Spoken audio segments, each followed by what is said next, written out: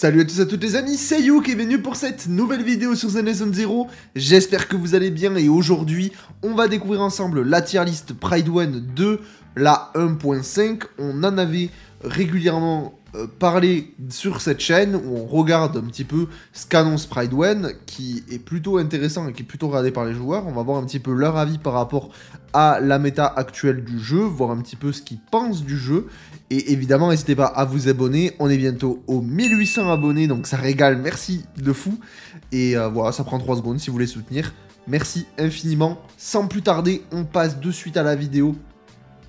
Avec, donc du coup, la tier list. Alors, comment elle est découpée? Elle est découpée comme la dernière fois avec les DPS à gauche, les stunners au milieu et les supports à droite. Et quand ils annoncent DPS à gauche, c'est donc du coup tout ce qui est attaquant et anomalie. Voilà. Tout est regroupé ensemble. Donc, j'ai eu des éclaircissements par rapport à la dernière vidéo où vous m'avez pas mal expliqué 2-3 choses. C'est-à-dire que, par exemple, ils n'ont pas de classement dans l'ordre. C'est-à-dire qu'un Anton n'est pas plus puissant qu'un Billy, qui n'est pas plus puissant qu'une Corine. Ils sont tous les trois du même niveau. C'est comme ça que eux classent. Voilà. Il n'y a pas d'ordre dans les tiers. Ça, c'est à noter.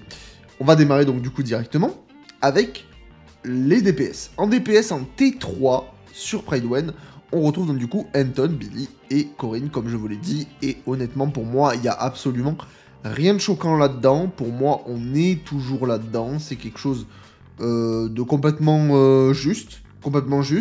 Et en confusion, ils ont mis personne en T3, ce qui est normal, et en support, ils ont mis Ben. Je suis complètement d'accord avec la T3 de Pride 1, là-dessus, il n'y a aucun problème.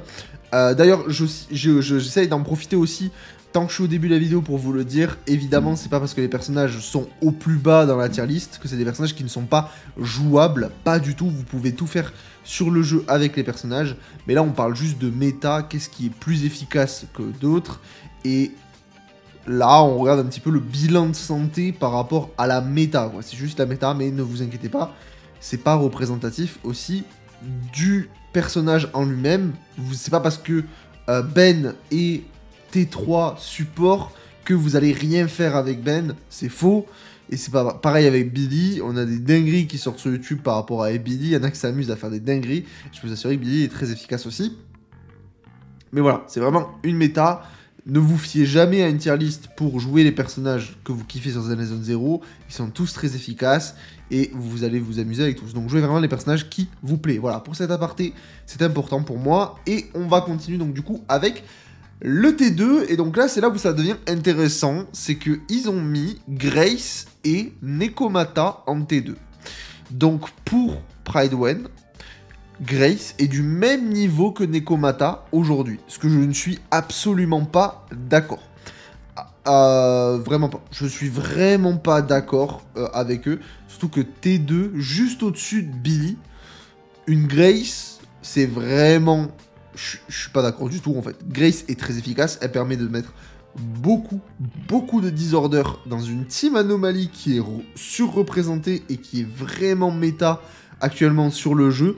Avoir une Grace qui se situe en T2 au même titre qu'une Nekomata, je suis absolument pas d'accord. Pour moi, une Grace a au moins sa place soit en T1.5, soit en T1. Voilà, pour moi. Nekomata, je suis complètement d'accord. Nekomata, on le répète régulièrement, Nekomata est de plus en plus en difficulté sur les défenses de Shiyu, donc sur le endgame.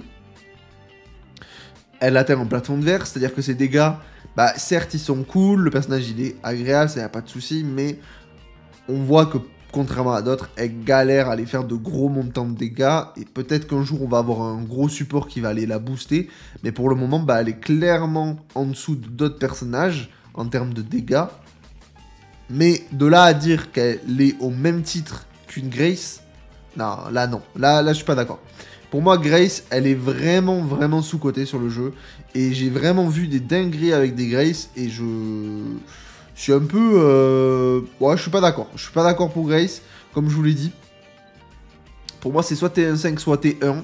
Et vous allez voir que, vu les ordres et les nouveautés, je mettrai plus Grace en T1. Ensuite, on passe en T1.5 avec Arumasa, Soldat et en stunner MB. Alors en stunner, on peut en parler, je suis complètement d'accord.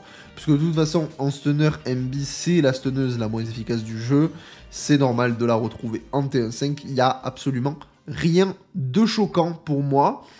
En DPS, donc du coup, on retrouve Arumasa et Soldat. Alors, là où c'est intéressant, c'est que Soldat a baissé d'un rang, puisque la fois d'avant, elle était T1, là maintenant, elle est passée T1.5. Je suis assez d'accord. Elle était montée en T1 avec l'arrivée de Lighter, qui lui redonnait vraiment un souffle de fou. Je m'étais amusé même à clear la défense de Shio avec elle, ce qui était clairement faisable. Là, aujourd'hui, je pense que ça l'est toujours. Je me suis pas ramusé à le faire, mais je pense que ça l'est toujours. Mais ça doit être bien plus compliqué, puisque j'avais pu essayer un petit peu Soldat, mais j'ai vu quand même que c'était quand même un peu plus compliqué. Donc je comprends que le personnage a baissé d'un cran. Maintenant, au même titre qu'un Arumasa, pour moi, Arumasa est noté trop faible. Voilà, je vous le dis, Arumasa est noté trop faible. Pour moi, Arumasa, je l'aurais mis en T1, comme la fois d'avant. Enfin, la fois d'avant, je vous avais dit, je l'aurais mis en T0.5. Sauf que, j'ai pu lire les commentaires, tout ça, et j'ai vu qu'il est noté expert. Et donc, du coup, expert, ça veut dire que le personnage, il est compliqué à jouer. Alors, compliqué, tout est relatif, hein, on joue quand même à un jeu gacha, mais vous comprenez ce que je veux dire. Il n'est pas facile d'accès. Ses rotations pour optimiser et donner le maximum du personnage sont pas évidentes. Et donc, du coup, pour le commun des mortels, il est classé en T1.5, mais le personnage, il peut être plus efficace si tu sais le maîtriser. Ça sert à ça le tag expert. Là où je suis d'accord avec eux, c'est que c'est assez pertinent de mettre ça. Par contre, je suis pas du tout d'accord avec eux pour le mettre en T1.5. Pour moi, je l'aurais mis en T0.5, en dessous d'une Zuyan. Mais étant donné qu'on met en compte le tag expert, du coup, je l'aurais descendu en T1. Donc pour moi, il serait ici, en fait. Il serait ici, au même titre qu'une Hélène, mais avec ce fameux tag expert qui dirait que voilà, si tu sais jouer bien Arumasa et que tu arrives à vraiment être très très fort dessus, eh ben attends, Arumasa, il peut au moins être un poil en dessous de Zuyan, mais pas, pour moi, il dépassera pas Zuyan, ni il ne va pas l'égaliser. Par contre, être un poil en dessous de Zuyan en termes d'efficacité, ça je trouve ça pas déconnant. Arumasa, il est vraiment pas sous-estimé, mais c'est clair que le personnage, bah il est pas évident. Il est pas évident, et c'est pour ça d'ailleurs que je me tâte à vraiment faire une vidéo juste pour vous expliquer comment bien jouer Arumasa. Donc peut-être l'occasion de voir ça. Dis-moi en commentaire si ça vous intéresse ce genre de vidéo, bien jouer Arumasa. Est-ce que ça peut vous intéresser ou pas du tout? On va enchaîner en T1. En T1, on a Hélène, on a Piper. En stunner, on a donc du coup Koleda. Et en support, on a Seth et on a Sukaku. D'ailleurs, j'en profite pour voir les supports. Hein. C'est comme les attaquants, ils ont regroupé deux catégories. C'est-à-dire que dans les supports, on a les tanks et on a les supports classiques dans le jeu. Voilà, ils ont tout mis ensemble. Donc ça aussi, comme la dernière fois, c'est pas nouveau. Mais je le précise pour ceux qui n'avaient pas vu la dernière vidéo avec leur nouveau système. Donc du coup, je suis pas étonné de voir Hélène en T1. Là, je suis complètement d'accord. Et je suis complètement d'accord aussi sur le hub de Piper. Voilà, je suis complètement d'accord. Piper est très efficace. Et je vous l'avais dit dans la vidéo d'avant, pour moi, Piper, elle méritait un cran au-dessus. Et je suis content que du coup, ils ont monté Piper. Que pour moi, vraiment, elle est vraiment efficace. Vraiment, ce personnage est très, très, très sous-coté. Piper, vous pouvez vraiment faire des dingueries avec elle.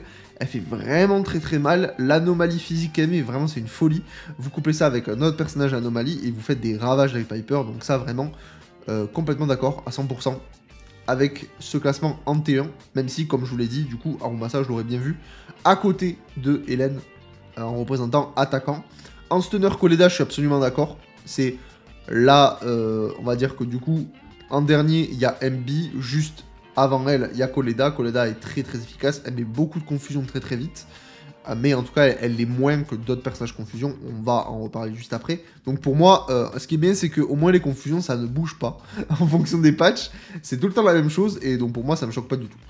Au niveau des supports, donc du coup, Sukaku et Seth. Alors, pour moi, j'aurais mis Sukaku en T0.5. Avec l'arrivée de Miyabi en 1.4, Sukaku, je comprends pas pourquoi ils l'ont pas monté. Mais 7 en tout cas a sa place en T1, ça c'est sûr. La fraude 7, comme on n'oublie pas, hein. Ici c'est la fraude. L'horrible 7, mais vraiment, mettre l'horrible 7 au même niveau que Sukaku, bon, peut-être que Sukaku je l'aurais monté moi personnellement. Mais je peux comprendre le choix de la mettre en dessous par rapport à ce qu'il y a au-dessus. Mais alors dans ces cas-là, si tu ne la mets pas T05, j'aurais mis 7 en T15. En fait, j'aurais pas mis les deux ensemble. Pour moi, Sukaku est bien plus efficace que 7 aujourd'hui en tant que support. Vraiment, surtout avec l'arrivée de Miyabi derrière banc qui a tout cassé. Donc, je l'aurais mis soit Sukaku au-dessus, soit 7 en dessous. Voilà. On va passer du coup en T05. Et donc là, c'est là où on retrouve beaucoup de personnages, en tout cas DPS. On retrouve donc du coup Burnice, Jane, Yanagi. Et en attaquante, on retrouve Zuyan. Et je suis 100% d'accord également avec le T05 de Pride One. Là-dessus, il n'y a pas de souci. C'est-à-dire que, bah du coup, là, on est sur ça. On est sur les meilleures anomalies du jeu.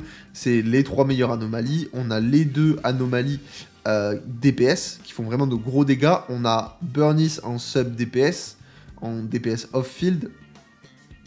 On va beaucoup jouer là-dessus. Et donc pour moi c'est vraiment cohérent qu'on ait ça là. Zuyan attaquante, représentante du rôle attaquante pour le moment.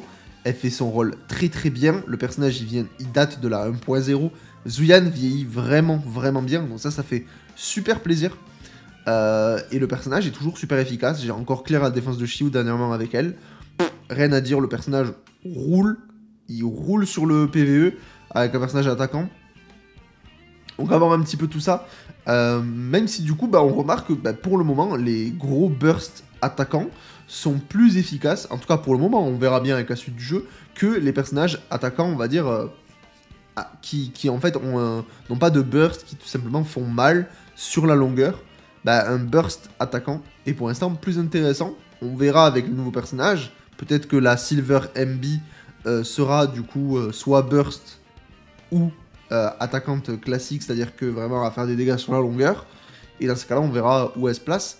Mais en tout cas, pour le moment, alors là, en T05, j'ai absolument rien à dire. Et on peut même parler donc du coup de la T0 pour le DPS. Miyabi, évidemment, un cran au-dessus, un tiers au-dessus. Pour moi, là, je suis absolument d'accord à 100% par rapport à Miyabi. Donc pour moi, là c'est vraiment cohérent. Au niveau des stunners, ça bouge pas. Et je trouve ça très cohérent aussi. Au-dessus de Koleda, on a Lycaon. Lycaon qui est vraiment très efficace aussi. Surtout avec l'arrivée de Miyabi maintenant, on s'amuse encore plus avec Lycaon. Lycaon, vraiment très bon personnage. De toute façon, les stunners sont souvent des valeurs sûres. Au moins, c'est ça qui est bien avec les stunners. C'est que vous savez dans quoi vous vous engagez. Les personnages sont des valeurs sûres.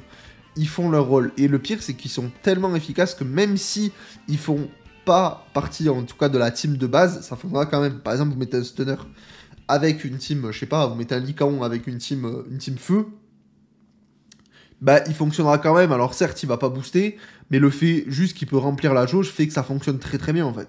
Donc ça, je trouve ça vraiment cool. Et évidemment, en T0, ils ont mis Lighter avec Chinny.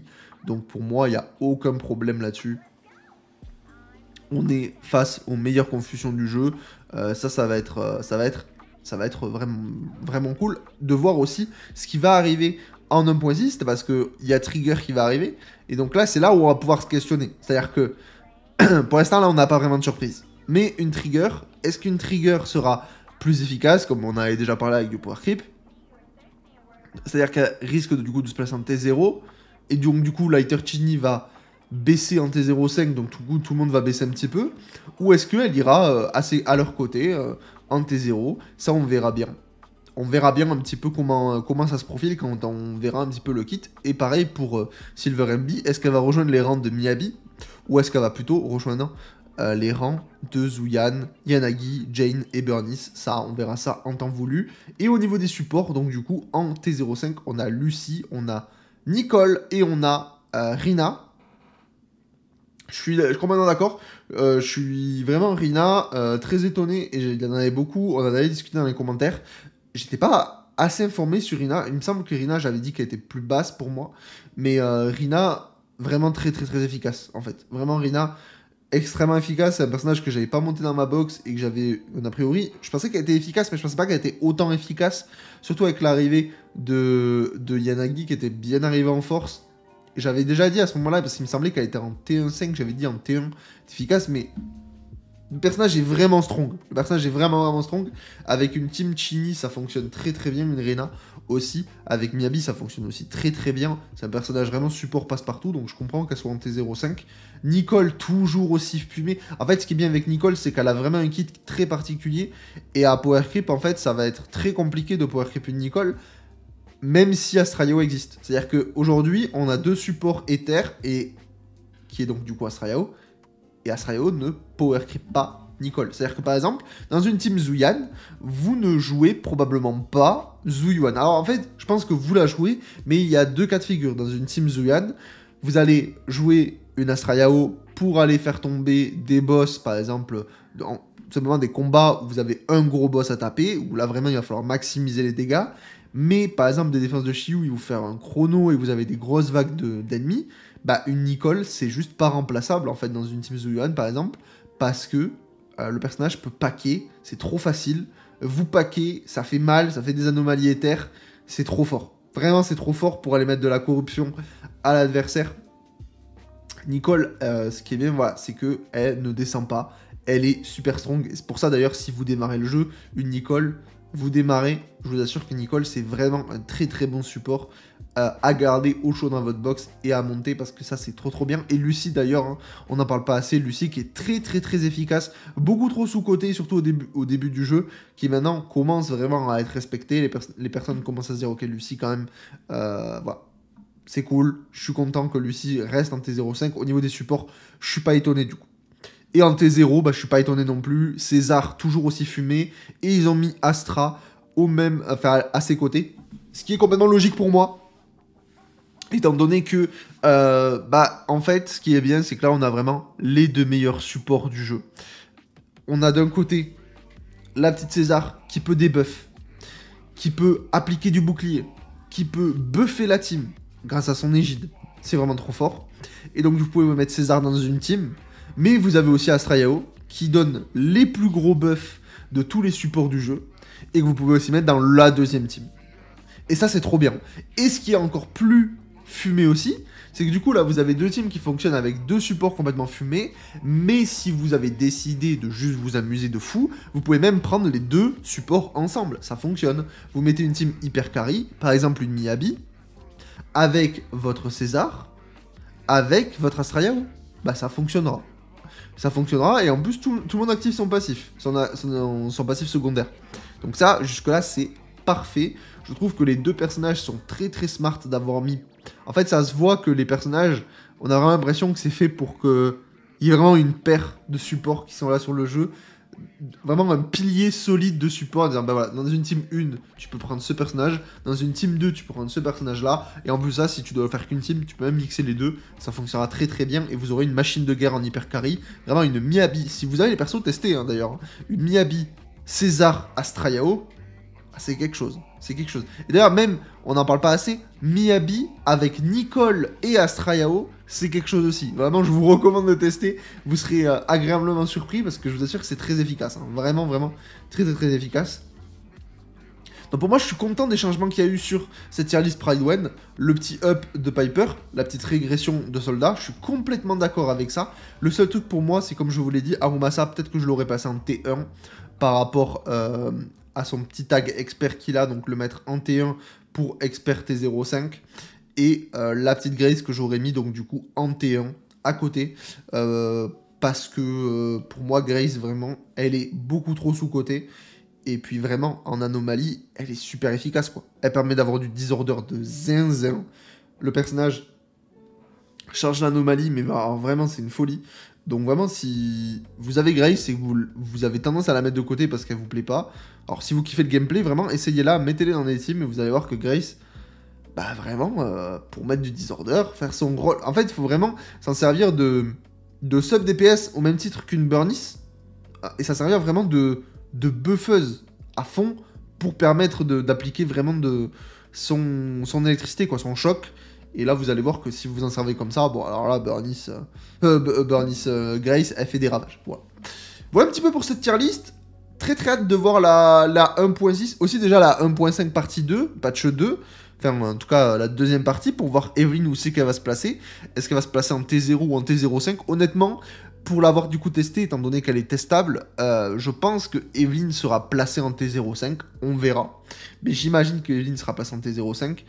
Maintenant, Silver MB Trigger, c'est là où ça va être vraiment intéressant et j'ai hâte d'avoir le live d'annonce pour découvrir un petit peu tout ça et voir un petit peu ce qu'il compte faire. Mais bon, là on a le temps, on a vraiment le temps, les infos c'est dans un moment, tranquille, on sort quand même des drip marketing. Donc voilà, dites-moi ce que vous en pensez un petit peu de cette tier list. Honnêtement, je la trouve mieux que celle d'avant, vraiment je la trouve mieux. Et puis du coup, maintenant, grâce à vos commentaires, j'ai pu comprendre un petit peu comment ils fonctionnaient vraiment de leur côté. Donc merci à vous par rapport à tout ça, n'hésitez pas à vous abonner dans tous les cas, et nous on se retrouve donc du coup demain pour une nouvelle vidéo sur Zen Zone 0. Ciao ciao.